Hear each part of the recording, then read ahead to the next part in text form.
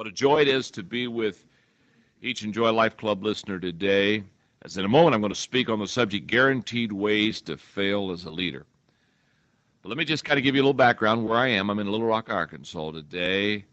Bill Elliff and his crew, Nolan and just the staff have been awesome. They're hosting us for a leadership conference that will start at noon today, and we have about 800 church leaders from the Little Rock area coming in, and we're going to just teach them leadership. I'm looking forward to it.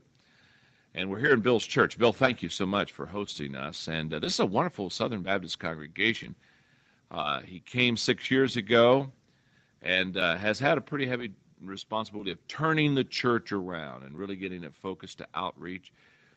I think for the pastors that are in the club, this will kind of encourage you. I've often said the way to change a church is not just to get up in the pulpit and tell people all the changes that need to be done, but to really take a journey with influencers, key players, and walk them through the change until they feel comfortable with it. And Bill and I are having a conversation a little bit, in which Bill was talking to me about the fact that he has about 110, 115 men that every Saturday he spends time with. And they talk about the church. They talk about where the church is heading. They read books together. They pray together. He said these men are he's just working through the process of helping them to become godly men focused on developing a Great Commission congregation. And when Bill was telling me that, my heart just so resonated with it because I thought, that's exactly what I always did as a pastor.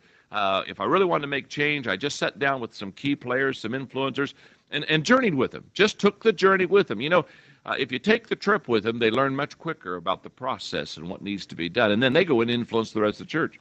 And then one more thing that Bill was telling me earlier, that he has a small group of people that pray every day. And I think, was it 6:30, Bill? Monday through Friday.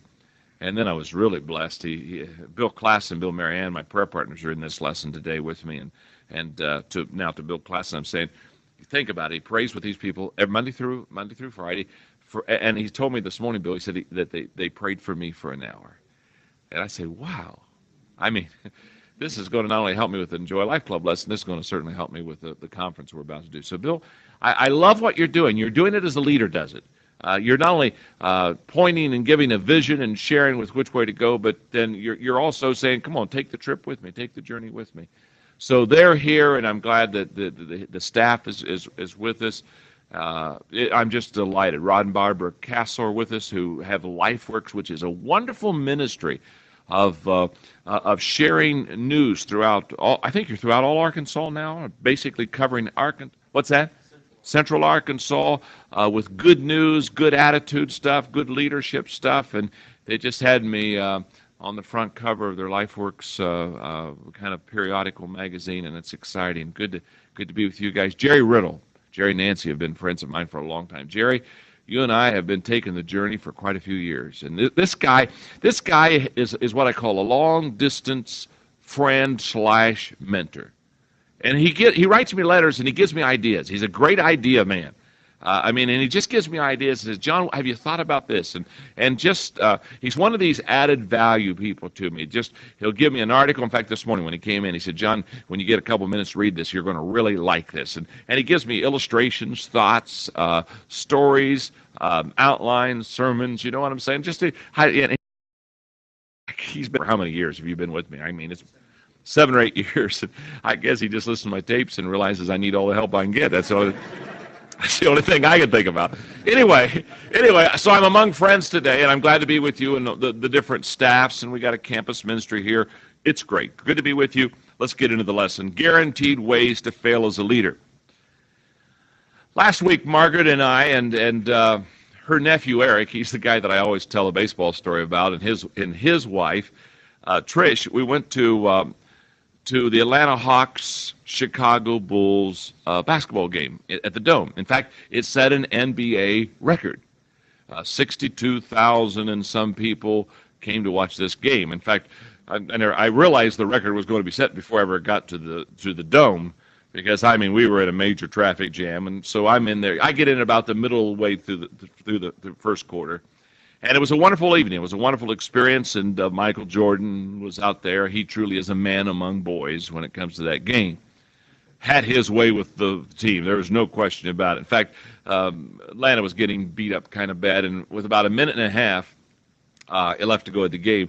Michael was fouled, and so he went to foul line. Of course, he's right-handed, and so he shot it left-handed. I mean, if the game's already iced, and he makes it left-handed, and you say, I have a feeling he could drop kick that sucker in there. You know what I mean? You just have that feeling. I mean, it was a wonderful experience. Now, the reason I start off with that, with just a little bit of the last week going to the game, is one of my all-time favorite commercials is the one on television that features, and you've seen it. Almost everybody's seen it. The one that features Michael Jordan walking into the basketball arena, and the fans are chanting, "Michael, Michael, Michael," and he's hearing them chant, and he's talking to himself. And in this conversation he's having with himself, he says these words: "I missed over 9,000 shots in my career.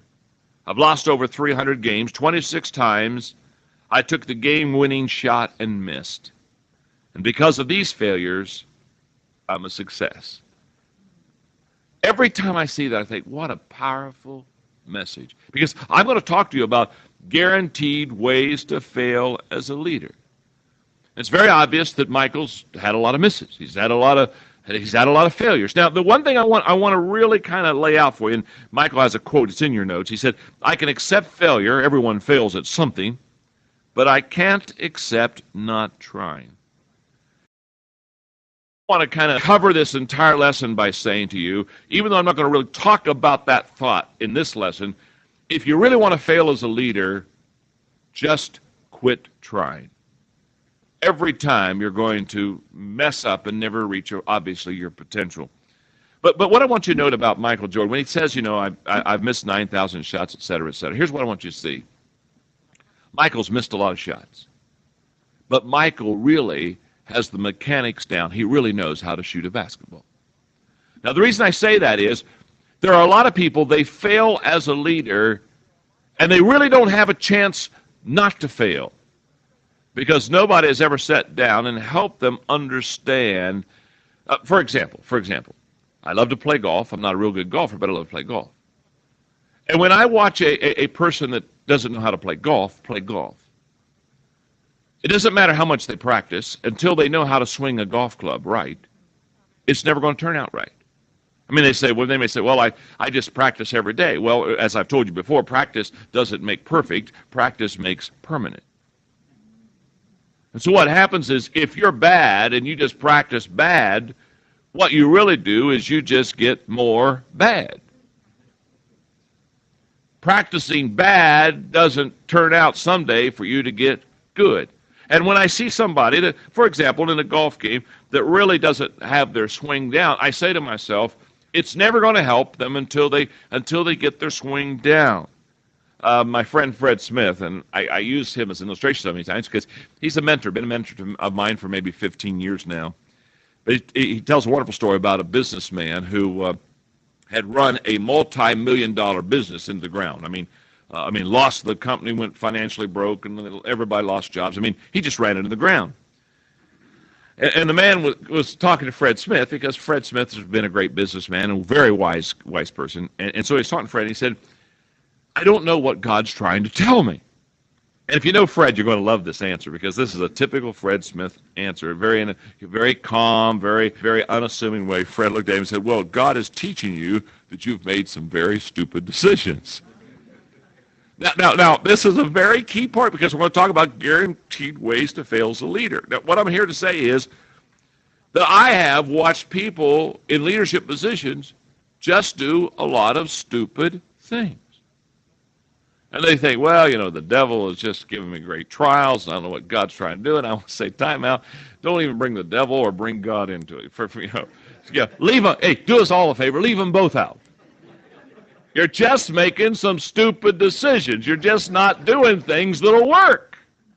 You got what I'm saying? I mean, if you're bad, you got to change something. It isn't going to get in. And what I've got in here is I've got some things that if you're doing these things, it isn't going to get any better until you quit doing them.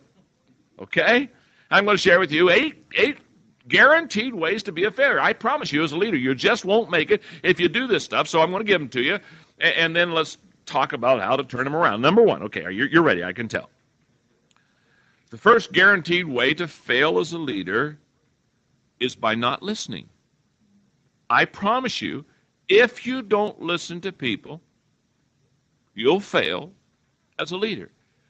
Listeners, men and women that are leaders, keep their ear to the ground, okay? Now, the impact, and every one of these ways to fail as a leader, I'll give you the impact of what happens when you do it wrong. The impact is if you're not listening to your people, what happens in your organization, what happens in your church is you create indifference, hostility, and there is a lot of miscommunication. I know right now an organization that is just miserably failing. It's running in the ground on a quickening daily speed.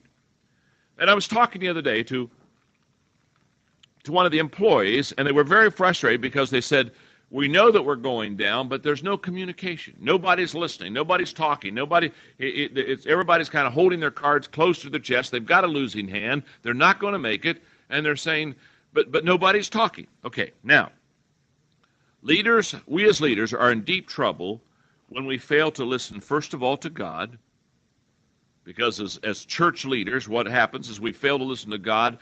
We lose that godly vision. We lose that thus says the Lord, that what I call unction anointing that makes preaching, teaching, vision casting effective. Okay.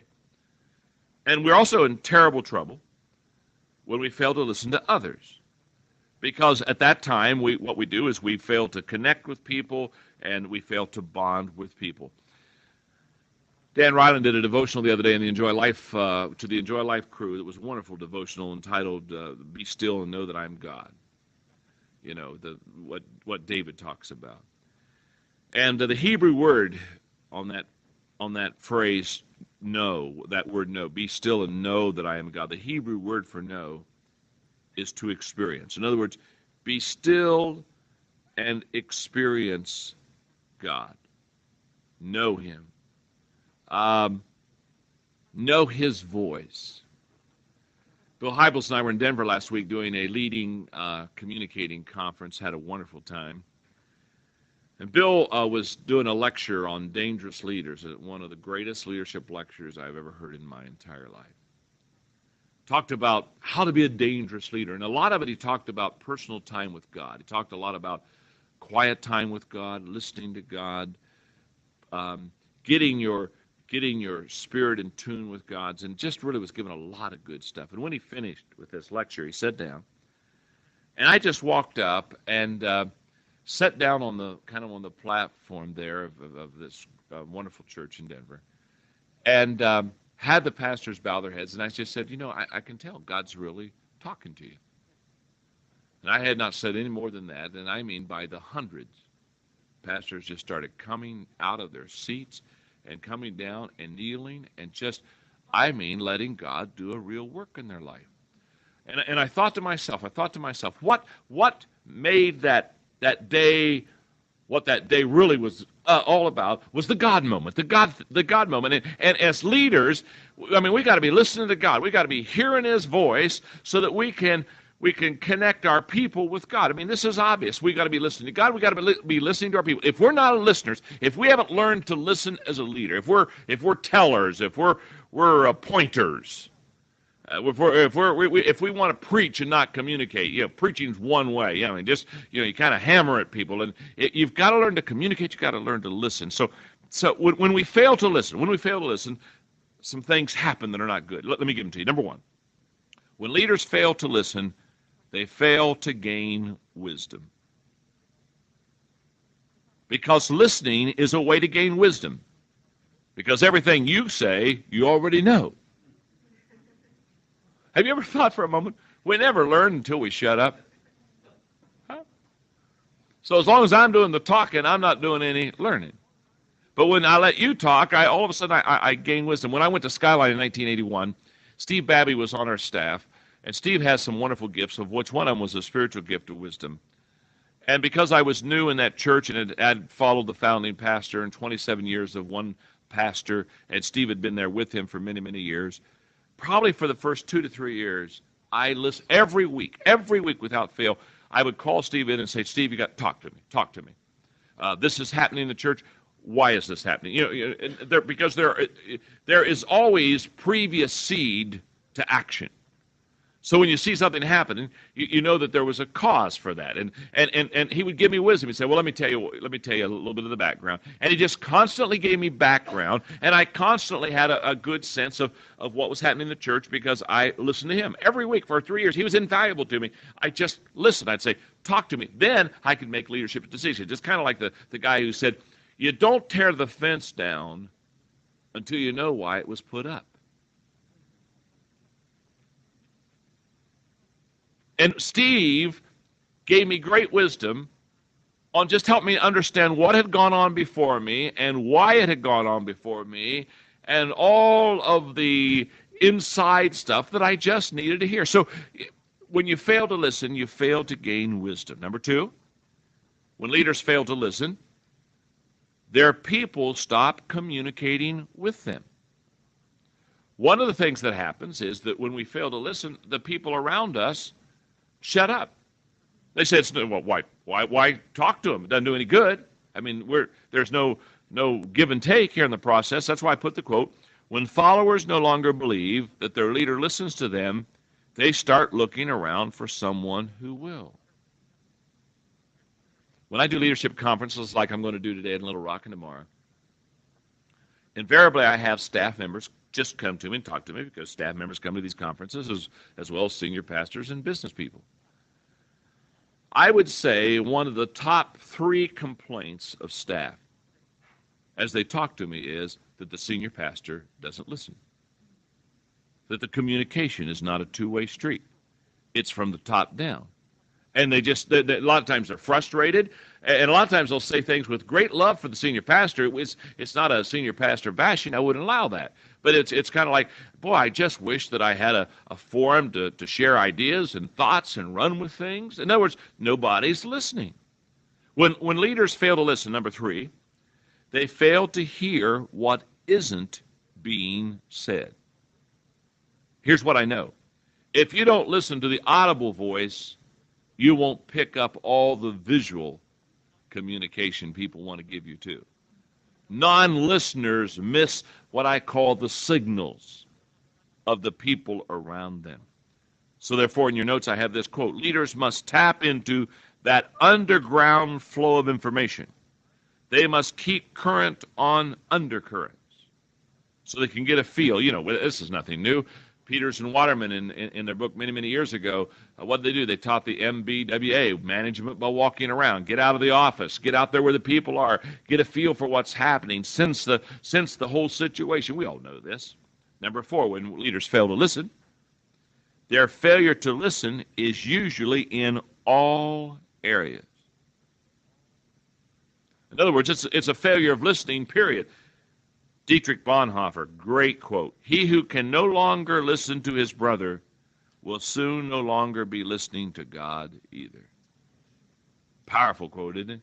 I think it's a biblical quote. I think it's the fact that there's a love relationship between how do we know we're children of God because of our love for one another. There's a vertical and horizontal communication, love relationship going on. Isn't that true? And when Bonhoeffer said that quote, I thought how true that is. Last night I was in Branson, Missouri, and I spoke to 4,000 or 5,000 people. In fact, Jim Baker and I did a evening session last night. It was a wonderful time. It's good to see him. Of course, you know, he wrote the book I Was Wrong, and I've heard him, been with him a couple times since he's been out of prison. And I thought what was so interesting last night as he was talking was that he said, when I was on top of the world, when everything was going good, he said, I didn't listen. He said, if I'd have listened, I wouldn't have gotten into all the trouble I got into. I didn't listen.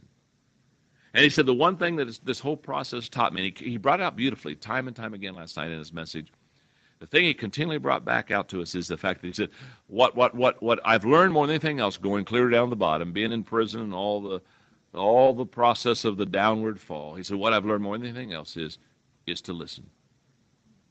And he talked about how he was in prison, and how he learned to listen to fellow cellmates and this whole process. And now, of course, he's out in Los Angeles, and he's in the inner city, and he said, I'm listening to Generation X kids. He said, why do we call them Generation X? Because we want to write them off. So we'd rather write them off than listen to them. and hear what they got to say. It was a powerful lesson, again, on what we're talking about. Guaranteed way to fail as a leader is just not to listen to people around you. You know what the proverb writer said, there's wonderful counsel in others coming around us. Tremendous help in that. He said one other thing. It was just tremendous last night. He said, when I fell, he said, everybody went running, obviously. Nobody kind of wants to be associated with the person falling like that. He said, but I really didn't lose any friends. And I thought, whoa, what do you mean didn't lose any friends? Because thousands and thousands ran away from me. He said, I didn't lose any friends. He said, in the fall, I just found out who my real friends were. Huh? Wow, isn't that powerful? Okay. One more thought on this. In this whole process of listening and doing that, I want you to know, this has not always been a strong area of mine at all. In fact, in my beginning ministry, this was a huge weak area. And I had to work on this. I really had to work on this a lot. I was not a real good listener. And in my spiritual listening to God, because we got to listen to God and listen to one another. In my beginning years, my early years, go back to Hillham years, my whole thing with God was, God, okay, talk to me. And then one day I wised up. And I said, you know what, you mature, you evolve. And one day I said, I got a better idea, God. Talk to me and talk to my wife, Margaret. Isn't that a better idea? In fact, I kind of looked at God and I said, you're awesome, you're sovereign. You can handle two. You really can. That's not. I'm not trying to be demanding. I'm not going to try to go overboard, but I just think two works pretty good. And I'm not going to make major moves until you talk to both of us, until we look at each other and say, "Yeah, this is the thing to do. This is right." Or, "Hey, let's not." Talk to both of us. And then as I matured later on, I thought, well, this works. Then I said, I'll tell you what, God, talk to my key players in my church. Talk to my influence. You know what I found? I found that I could make major changes in the church a lot quicker when God talked to other people. And through the process, now I just say, God, talk to as many people as possible. I need all the help I get. I need all the help I can get in this whole process. Let me just close this whole process of listening with one story.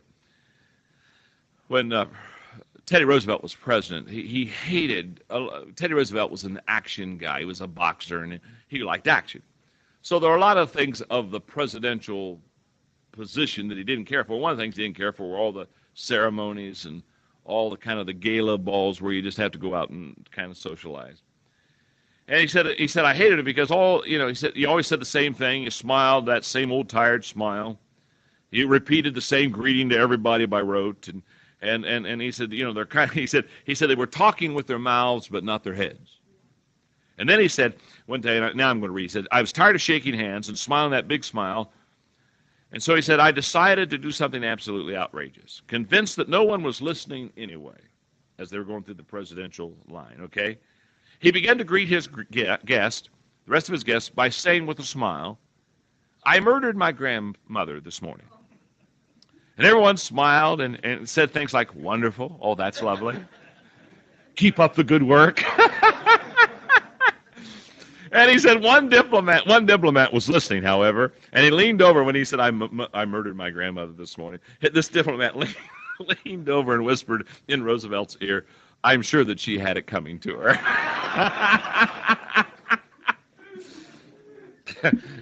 A guaranteed way to fail as a leader is not to listen. Number two, guaranteed ways to fail as a leader. Number two, creating confusion through lack of vision or clear purpose.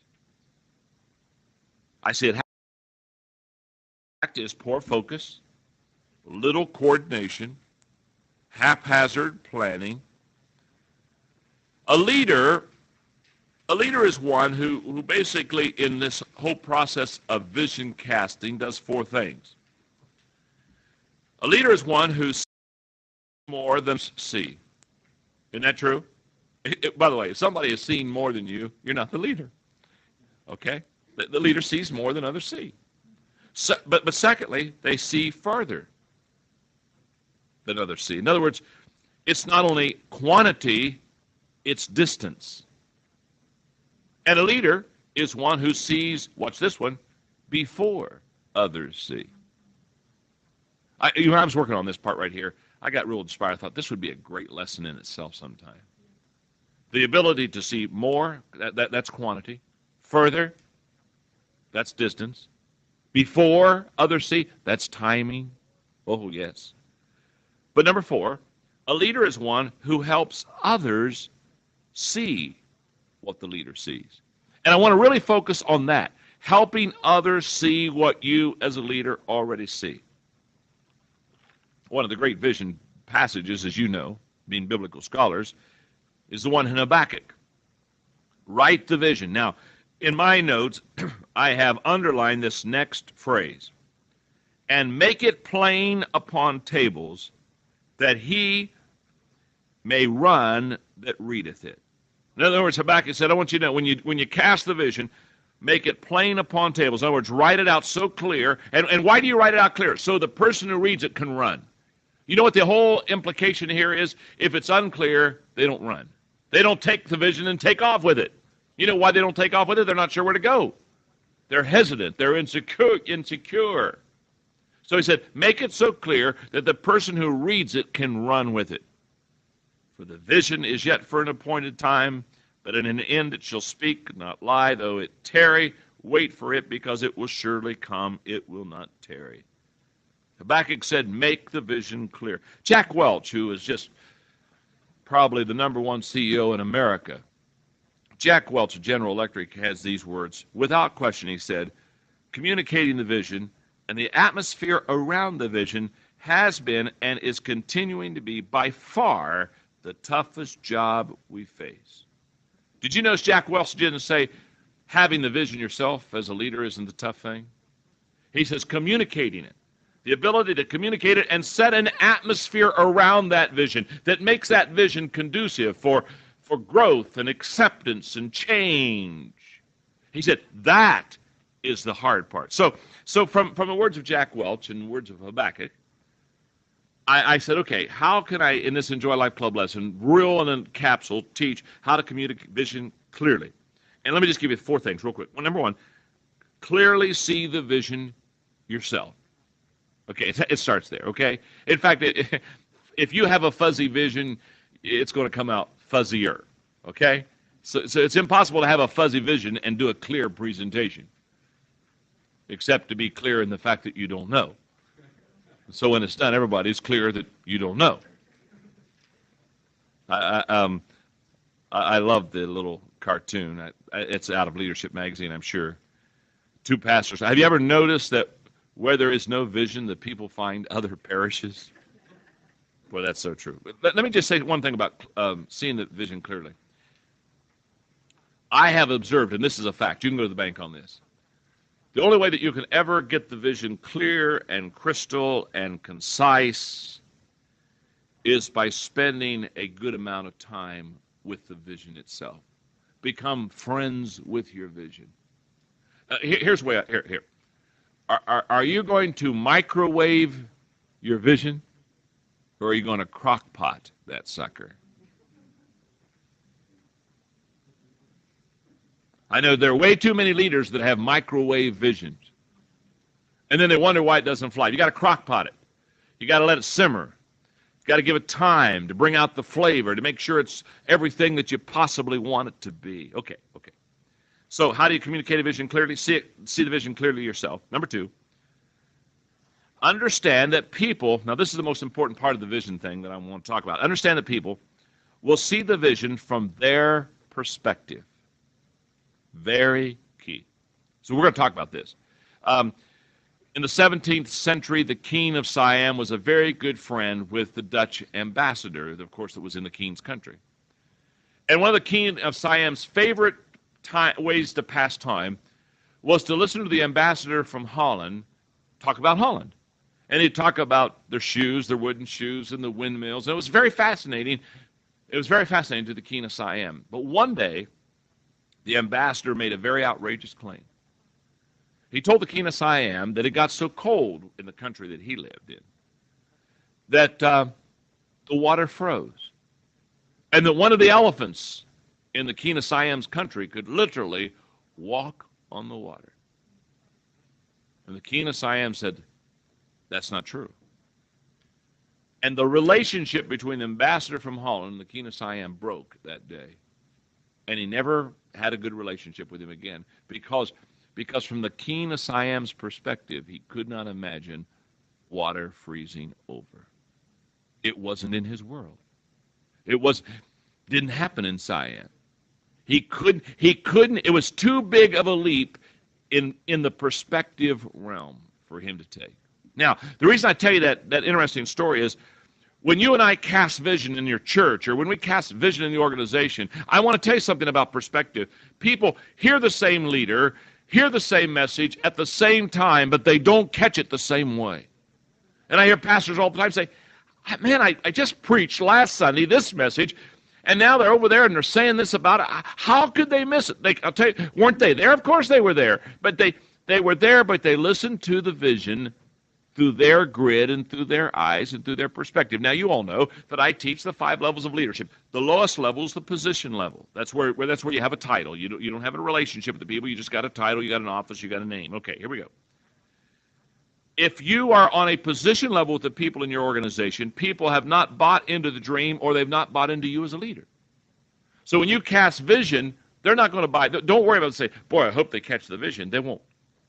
They haven't even caught you yet. If you're on the permission level, that's where your relationship is developed. People have bought into the leader, but they have not bought into the dream. If you're on the production level, that's where results begin to happen and the church or the organization begins to grow. People now have bought into the leader, and it's at level 3 they'll buy in the dream. They will not buy in the dream on level 1 or 2. You've got to get to level 3 before they buy into your vision. In fact, when pastors say, will they catch my vision, my first question I want to ask them is, what level are you on in your church? If you're on level 3, the answer is yes. If you're on level 2, the answer is no. It's at level 3 that they buy into the dream. In fact, I'm thinking very seriously as I was doing this lesson, I thought I've got to do a leadership lecture, probably in leadership conferences, about how to cast vision based on the 5 levels. Now, if you're in the people development level, where you're developing people, now here's what's wonderful about your dream or your vision. The people have not only helped the leader form the dream, they'll help the leader pass it on. Oh, this is a wonderful level to be on. They'll carry the vision for you. And if you're on level 5, the people will tell stories about how the dream became a reality. Those are campfire stories. Do you remember when we did this and how God helped us there? And kumbaya, let's hold hands and roast another hot dog and talk about another victory. That's a fun time to be. Now, watch this. I'm talking about how to communicate the vision clearly. Number 3, I'm going to stay with these 5 levels. I'm just going to give you another point. Share the vision on each person's level. The way that you communicate the vision clearly is to take the vision and share it on each person's level. That's how you get them to accept it. For example, if you are on a position level with people in your organization, some of them. Okay, well, here's what now these are, in other words, you got the title, but you don't have any relationship.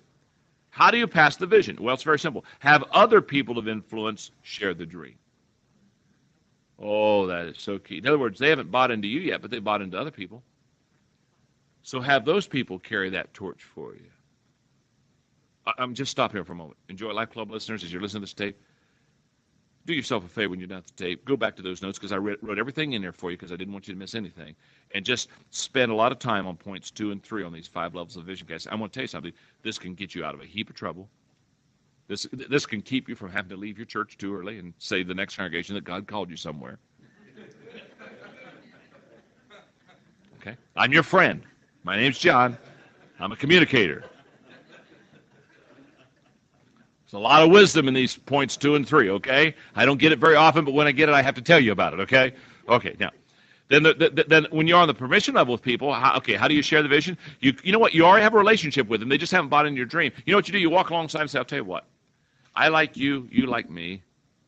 Let's do something great for God together. You see, the hook isn't the vision. The hook is the relationship. And they'll take the journey with you.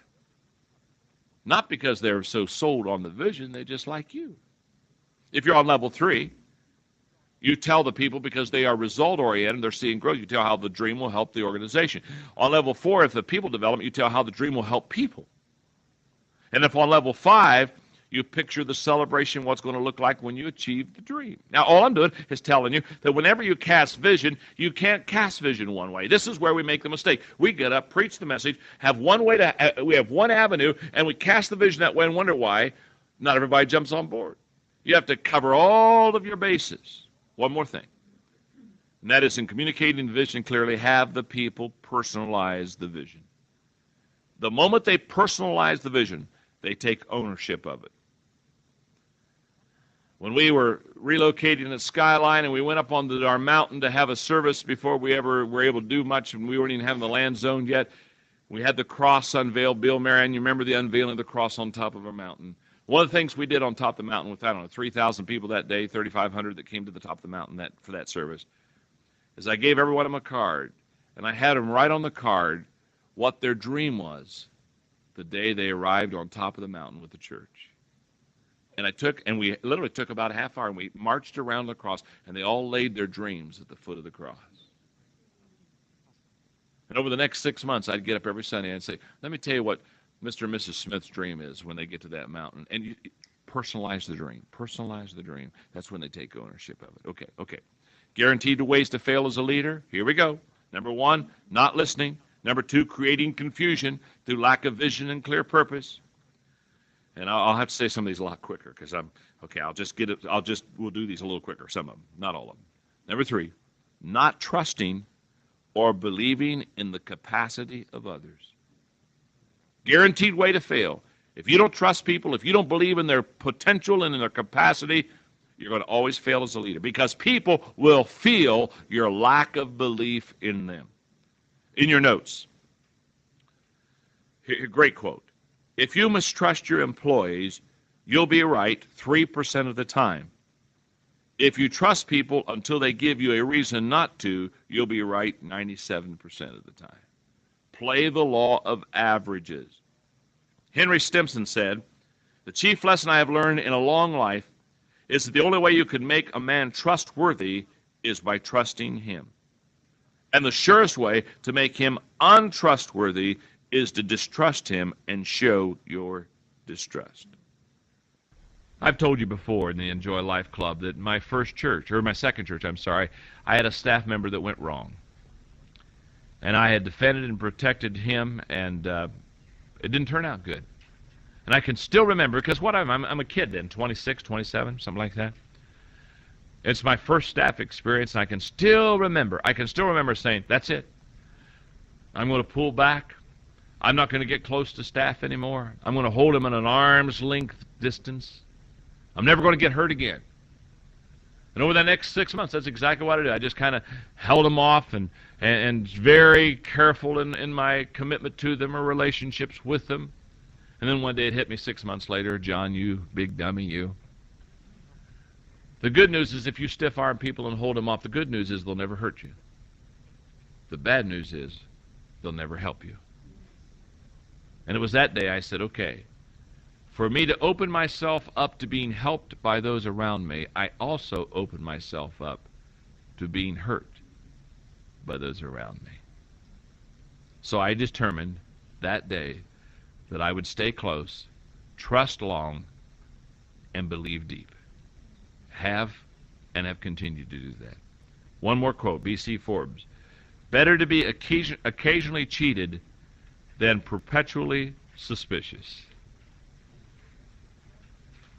The 4th guaranteed way to fail as a leader,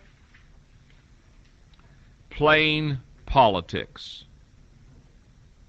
The political game, the impact of playing politics, suspicion, turf battles, wrong motives, territorialism. U.S. Representative Dennis Eckhart's son says, my dad shakes hands for a living. Well, let me tell you something. Let me talk to you, pastors. Let me talk to you. I bet that's what a lot of our kids have said, too. My dad shakes hands for a living. I can really talk to you about this for just a minute. We'll need to talk to you about it for a long time. This is one of the most common ways that I find pastors failing as leaders is they get very political. And the reason I can say this with great integrity is, of all the ways of failing as a leader, this was my potential Achilles heel when I started the ministry. I was political with a capital P. I grew up in a denominational setting, and I had a father that was a denominational leader. And so I was around political people, and I saw it, I understood that world, and so as a young pastor, I plotted my path. I said the right words. I hung around with the right people. I went to the right meetings. I played this comparison game, this ungodly comparison game, where I look at where I am on the chart, and I'm bigger than that church, and I gained 6 positions this year, and I'm on my way to the top 10, and all this garbage that people do. I'm telling you, it's as wrong as can be. It's of the devil, folks. And you know what I found myself doing that first year? I found myself doing what I see so many pastors doing across the country. I saw myself starting to role play. I started to play this role. And I started to do things not because they were right decisions. I started to do things because it was politically expedient. Who do you know? Form alliances. It's of the devil. Now, I had it beat out of me through a period of brokenness in my life. I'm just not even going to get into that because we don't have time. But I'm here to tell you, I went through a process where I gave up all that stuff. But let me give you some observations. And so now political people, I can smell them a mile away. Okay? In the church world. I can just, dear Lord, they just make me want to throw up. Preferably over them, but that's another story. Let me give you some observations about political people in the church. Number one, they are position conscious and power hungry. I guarantee it. Number two, they are image builders. They are always concerned about looking right. Number three, they change with the climate. Their hero is the mockingbird, who can change its tune, they say, 87 times in 7 minutes. You know, they can which way is the wind blowing? I mean, they always got their finger up in the air. You know, lick their finger and figure out where the wind is. Number four, they talk out of both sides of their mouth. I mean, you can't trust them. Because when they're with one group, they say what's politically expedient. They go to another group, they say something entirely because it's politically expedient. Number five, they live for today. And let me give you another word to fill in there. It's not what I put in there, but I want to say something else. They live for themselves. These political people. Let me tell you the difference between a politician and a leader. A politician thinks of the next election. A leader thinks of the next generation. And there's a world of difference between those two kind of people. And one more thing about political people. They refuse to make the hard decisions. They won't make them. The reason they won't make them is because it's going to politically hurt them usually. A politician's first commandment is, thou shalt not commit thyself. Now, let me just put a little cherry on the top, and we go on to the next way, to a guaranteed way to fail as a leader. I just want you to know, because in my early years, only first year and a half, really. I was just the first year and a half until I get to a place of brokenness where God really worked me through this process. I could see where I was heading. I mean, I already charted what church I would take next. I knew which churches were the churches in the denomination, which were advantageous to go to, which ones were not advantageous to go to, who to follow, who not to follow, who to talk to when you wanted to follow the person who just left the church, what phone call to make. You know, I never, in my first year and a half, never entered here. This thought never entered my mind. Why don't you build a church for God? Why would I want to build one when I can politically skip and hop and jump into the next one? Now, today I have glorious freedom, and people everywhere, whether it's in Joy Life Club members or in a conference, anywhere, they just say, John, I can't believe what you say. You're so free to say what you believe, and you just throw it out there and really don't give a rip. And that's exactly right. I really don't give a rip. I don't lose sleep over what they thought about that, and who was it, and was I on the right side, and did I defend the wrong person?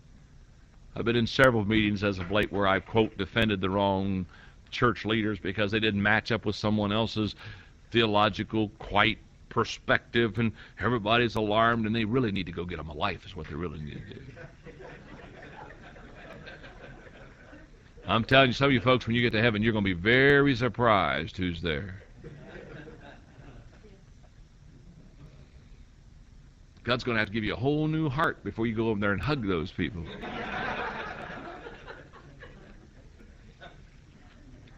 But can I tell you what's wonderful about not being a political person? I mean, I'm not coveting anybody's job. In my own denomination, Wesleyan Church, I'm the safest guy going. Everybody knows I'm safe. Everybody comes and asks advice from me now because they know I'm not after their job. No, I don't want it. Do you know what it gives me? Unbelievable freedom. Freedom that is unbelievable as far as doing ministry. Because you never sit down and play the game. Well, if I do this, I think that person over there won't care for that. I'm not sure they would. No. Just great freedom. You just move on. Somebody says, I don't think they like that. You just smile and says, who cares? Moving on, baby. Doing what God called me. Don't play the political game. It's a guaranteed way to fail. Number 5. The 5th guaranteed way to fail as a leader is stealing credit versus giving credit to others. I've seen it happen. Instead of giving credit to the people around us, we steal credit. The impact is this demotivates, it generates anger, resentment, it weakens trust. In leadership conferences, I don't know if I'll do it here in Little Rock, but in leadership conferences, a lot of times I talk to leaders about quit stealing what I call ego food. What that is, where a person comes up and they say, boy, I've been really, a staff member comes up and says, oh, I've been really working hard and burning the candle at both ends to get my job done in my department. And the fellow pastor looks up and says, oh, you think you've been working hard. Let me tell you what I've been doing the last couple of weeks. You know what they're doing? They're stealing ego food. And I see it happen all the time. I see them steal ego food. I watch them as they try to present themselves as something better than what we really are. Pastors preaching sermons, acting like every idea and that is theirs. Come on. If we preached a message with only our ideas, it would be a very short message. We get up on Sunday and say, you know what, I've been thinking all week. And I only have one thought. And as I've been thinking on that thought, it's not getting real good. It's only an average thought, so I'm just going to give it to you in about 3 minutes. We're going to be out of here. Do you know your people would stand up and give you a standing ovation? They would cheer. They would say, could we take another? We want a double tie this week. We want a double tie. That's fun, isn't it? We will always fail as a leader, though. I mean, I watch senior pastors that do not want their people to get credit. I'm serious. The youth pastor comes with a good idea. Boy, the pastor doesn't want to give him credit from the pulpit. I don't know. What do you think? I think the youth pastor is going to come up and take your job? Well, first of all, if you're not any good, he probably should. Or somebody ought to take your job. Or you ought to just do us all a favor and resign. I mean, it amazes me how we fail to give credit to. Lift them up. As I've always said, if you try to push the people down around you, do you know what that does? It causes you to stoop. You can't push people down without stooping, and you can't lift people up without stretching. So quit trying to steal the credit of the people around you. At Skyline, when I was pastor, one of the things I would do is if a member would give me an illustration or something, I would always try to give them credit for it. Well, I do that in the Joy Life Club. A lot of times people send me ideas, and I'll say, this person sent me this thought or this idea. But when I would give an illustration on Sunday, and I'd say, now, let me tell you something. Joe and Sally Smith gave me this illustration. I'd look back at them while I was telling the story. They'd be sitting there, and they would be poking each other. And they'd be saying to each other, they'd be whispering and saying, this is an awesome message Pastor's preaching. And you know what Joe and Sally Smith would do that afternoon? They'd subscribe to another 20 magazines, trying to find one more article, one more quote that they could send to me. So when anybody sends me anything, I always try to put their name beside it, just to give them credit. Don't try to lift up your people, brag on your people. Look at this quote. If each of us were to confess his most secret desire, the one that inspires all his plans, all his actions, he would say, I want to be praised. Bear Bryant, the great coach at Alabama. gone on to football land now. He said, I'm just a plowhand from Arkansas, but I have learned how to hold a team together, how to lift some men up, how to calm down others, until finally they've got one heartbeat together, a team. There's just three things I'd ever say. If anything goes bad, I did it. If anything goes semi-good, then we did it. If anything goes real good, then you did it. That's all it takes to get people to win football games for you. Compensation is what you give people for doing their job. Recognition celebrates an effort well done. And when people do that job well done, recognize them, praise them publicly. It was John Wooden, the great college coach at UCLA for many, many years, who was the first college coach to say when a player on your team throws you a pass that sets you up for the basket, on the way down the court, back down the court, point to the person that threw the pass and nod to him and, say, hey, you're the guy that set it up for me to score the bucket. And one of the players on John Wooden's team says, well, what if the guy that threw the pass isn't looking? And John Wooden said, he'll always be looking.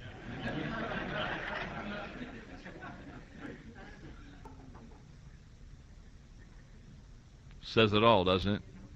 Ross Perot said, reward employees while the sweat's still on their brow. Number 6. The 6th guarantee way to fail as a leader, if it ain't broke, don't fix it. Guaranteed way. If you want to fail, quit trying to improve. The impact of not fixing something that seems to be going okay is a lack of passion, poor quality focus, missed opportunities.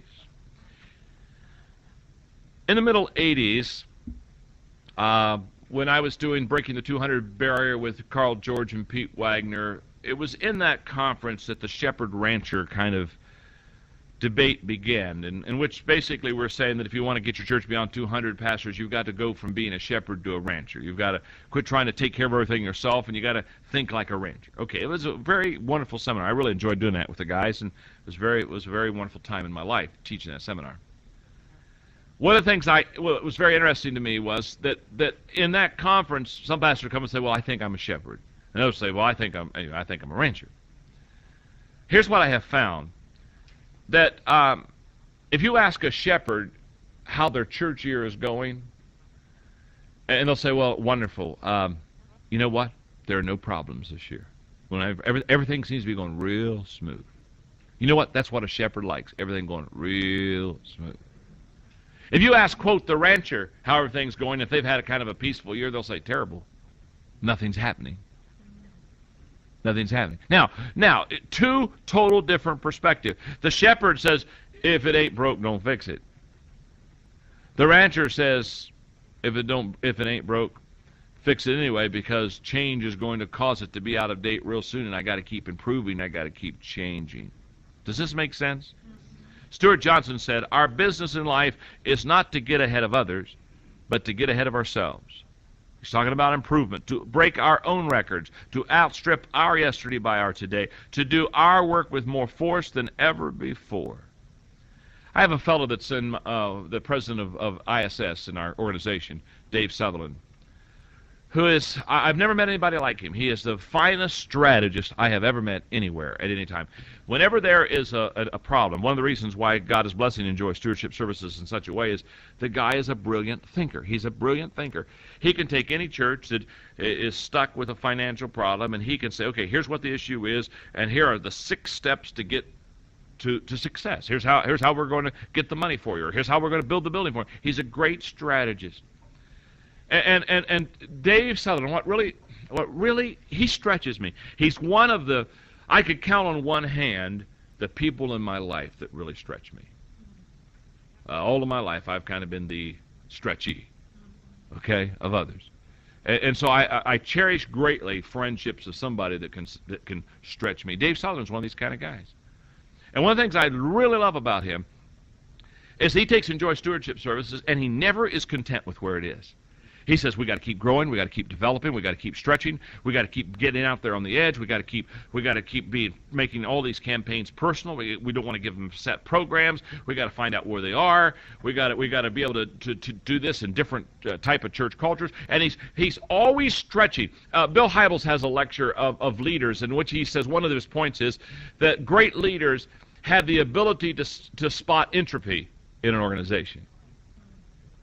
In other words, they have the ability, when there's anything that's stagnant or starting to plateau, great leaders have the ability to look at it and say, come on, we got to kick this thing out, we got to change it, we got to do this to keep on growing. Where most people, they wait until it not only plateaus, but it begins to decline, and then they go and say, okay, what are we going to do with this? Well, Dave Sutherland is that kind of person. It doesn't matter if it's not broke. I mean, every year it's a record-setting year. Every year at ISS, we just keep growing and helping more and more churches. We're going to help over 300 churches this year in financial campaigns. And every year we get better and better and better. And the reason why is because we got a leader that just keeps saying, it's not broke, but we're going to keep fixing it because we can do better. We can improve. We were okay. We did a good job last year, but we can do a better job this year. And he just keeps setting the bar higher and higher.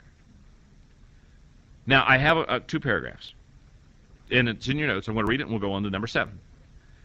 The essence of, if it ain't broke, implies that if something has been working well, then we should not question it or seek to improve upon it. This flies in the face of the quality revolution sweeping the world, and it promotes a dangerous complacency. It assumes that what worked in the past will continue to work in the future, and that what is working now should be left alone while we focus upon what is broken. This may sound like sense, but at the profound level of knowledge that Deming, one of the great management gurus, speaks of, it is the greatest nonsense, and rather dangerous nonsense at that. In addition, I love this phrase, it is soul deadening.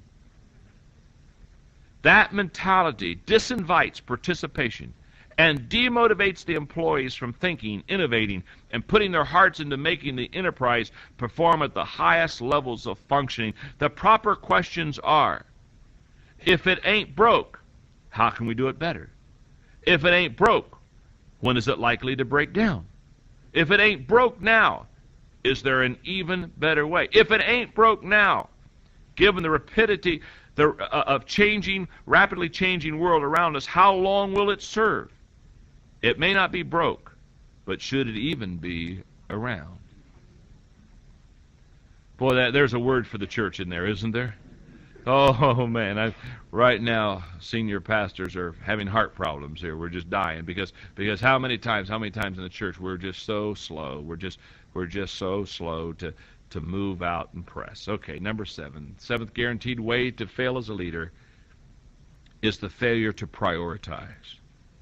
When we fail to prioritize our life or organizations, it's a guaranteed way. We will fail as a leader.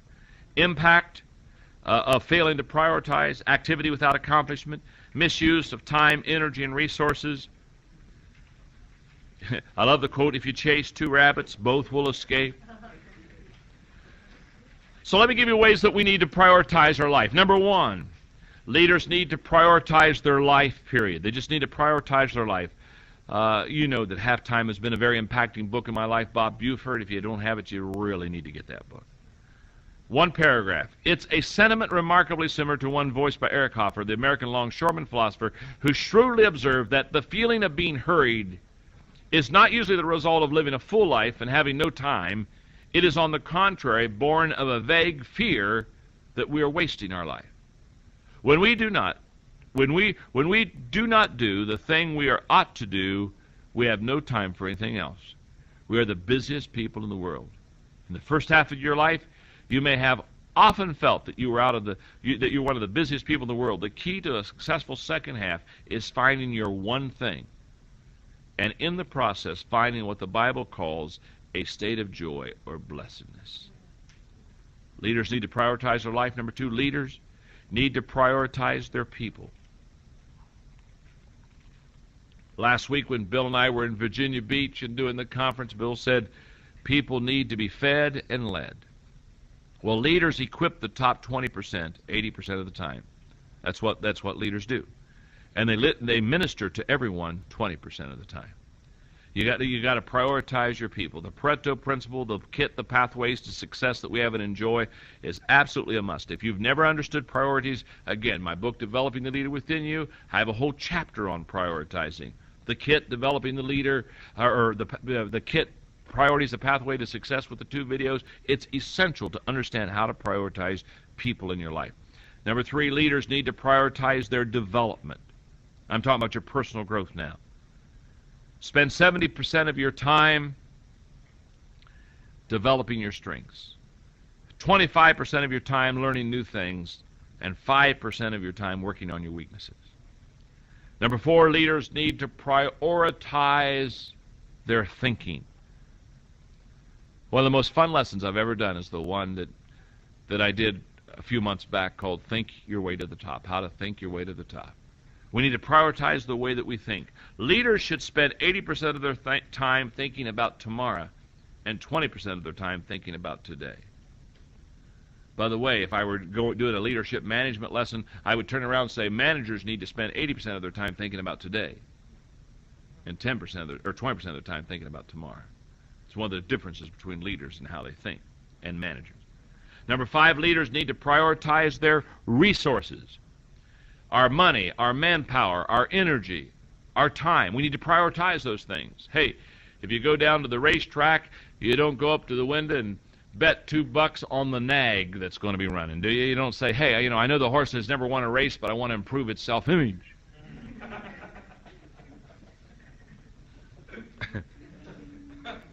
I mean, even an old sinful gambler knows better than that, huh? They know. I mean, they have more sense. They put their money on the horse that has the quote in their mind, the best chance to win.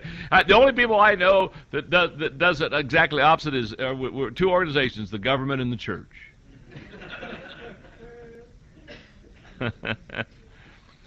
Number 6, leaders need to prioritize their rewards. They need to prioritize who they reward. And mediocrity and that whole process. Okay, one more guaranteed way to fail as a leader, and we're done. Okay, number 8. Failure to create a positive growth environment. If you fail to create a positive growth environment, your organization will get stagnant. What happens when we fail to do this? Impact: low morale, low production, absenteeism, a leadership vacuum. In your notes, a recent study revealed that 25% of employees in the United States, look at this, hate their job so much that they equate work with prison. Another 56% could take it or leave it. And only 19% say they love their jobs. Create an environment where people are having fun and enjoy their work. Research shows, still in your notes, that high-performance organization invests more than 3.5% of their payroll on training. Only 5% of American companies spend that much, which means 95% of companies don't invest enough money in training and continuing education programs. And I know now, because I'm doing a lot of work in the corporate world, I'm amazed. I was always amazed that the church didn't put a lot of money in training and development of their people. I mean, I always said, why doesn't the church do this? Especially since the responsibility of the senior pastor is to equip the church to do the work of the ministry. Why don't we put time, money, effort into equipping people? Most congregations, most churches in America don't have any kind of leadership training program for their people. They don't have any kind of a process of working the people through. And I've always been amazed with that. You know what? Now that I'm in the corporate world, you know what I'm finding? They don't either. And I'm shocked. I'm absolutely shocked at the companies that are coming to us and saying, help us develop leadership. Help us to develop leaders in our organization. You know what the companies for many, many years did? For many, many years, they developed managers. And one day they woke up and realized managers can't grow things. And managers don't change quick. And you put those two things in a company, not changing quick and not having the ability to grow what you have, and that spells trouble with a capital T. So what you need to do is you need to develop a growth atmosphere in your organization, in your church.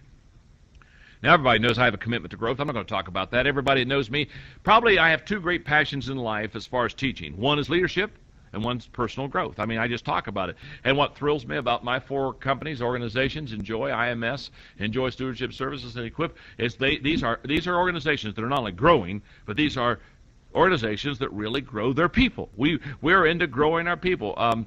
My niece Amanda Maxwell has joined our Enjoy team, and she works in seminars and helping us in that area. And she was with me and with about 5 other of our team when we were in Branson last night before we came up here to Little Rock. And we were going back to the plane last night, and I put my arm around Amanda and I said, "Mandy," I said, I can see it. I mean, her eyes, they're just sparkling. I said, "I can see it. You're really growing, aren't you?" She said, "Oh, Uncle John," she said, "I've never grown like this in my entire life." I was talking to my mom last week on the phone, and she'd been down to Amanda's little apartment, and Mom was telling me, she said, Amanda has your tapes and your books everywhere. And she's just reading, and she's just listening, and she's just growing. Now, can I tell you something? There is nothing more fun. I'll tell you what's more fun than growing a church. That's growing people. I'll tell you what's more fun than growing an organization. Growing the people in that organization. Now, just stop here for a moment, because I'm going to do one more thing here, and then we're done. Pastor, listen to me. Are you growing your people? And listen to me, staff members, lay people, business people, whoever. Let me ask you a question. Are you in a growth atmosphere? Can I tell you something? I will predict your future based on one issue. Are you either providing as a leader a growing atmosphere for your people, or as a staff people in that organization, are you in a growing atmosphere? If you're in a growing atmosphere, I will predict success for you tomorrow. And if you're in a non-growing atmosphere, I will predict that you will flatten out in life and basically spend the next 40 years of your life doing what you've already done, being where you've already been. In other words, would you read my lips? You are going to be a very boring person. Is that what you want? Most people, they die before they die. Most people, you know what I want to do? I just want to walk up to, could I talk to you? You still can see, you still can hear, but you ain't growing, so could I just do the committal and let you watch it? Don't get into that trap. I promise you, I would rather be in a growing environment. I would rather provide a growing environment. That's where you want to be. How do you grow? 10 things quickly. Put it in your notes. 1, be around great people. Oh, that's key. Be around great people. You show me who you run around with, and I'll tell you exactly what you're going to become in life. Number 2, listen to great tapes. I've got a couple of suggestions.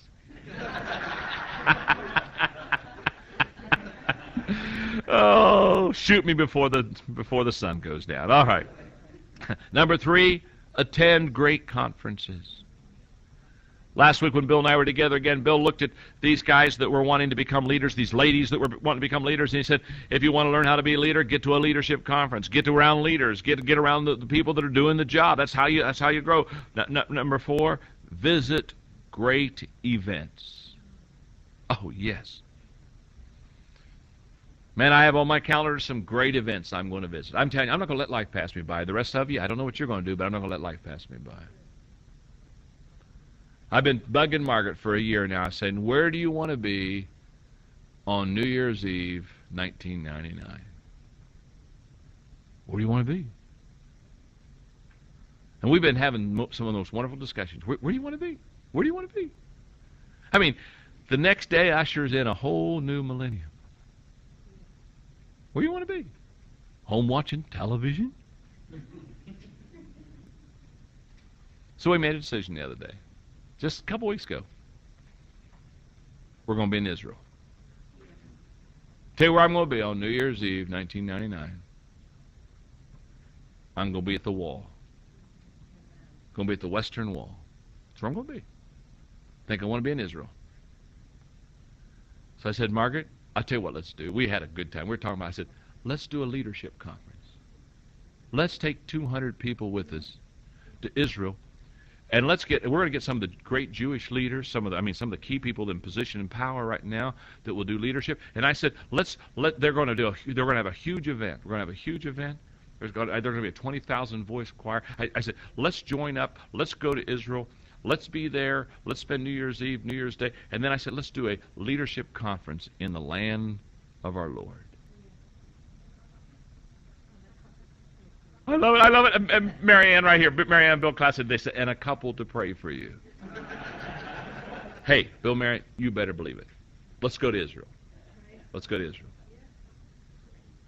Now, I'm just going to stop here long enough to say I don't have any. I'm just going to know this is what I'm going to do, and within the next month or two, I'll have the plans already set up. But I'm going to tell you, if you want to be one of the 200, if you want to go with me, I tell you where I'm going to be on night. Now, the rest of you, I don't know what you're going to do. You may have a better place to go. You go do whatever you want to. But here I'm just going to tell you, I know where I'm going. Don't miss great events. I watch people One of the greatest regrets I have in my life is when the wall fell down in Berlin. I knew better than this, and I let it slide by. The wall was coming down. I looked at Mark and I said, we ought to get our 2 kids, get on a plane, and go to Germany, and just let them watch one of the great events of this century.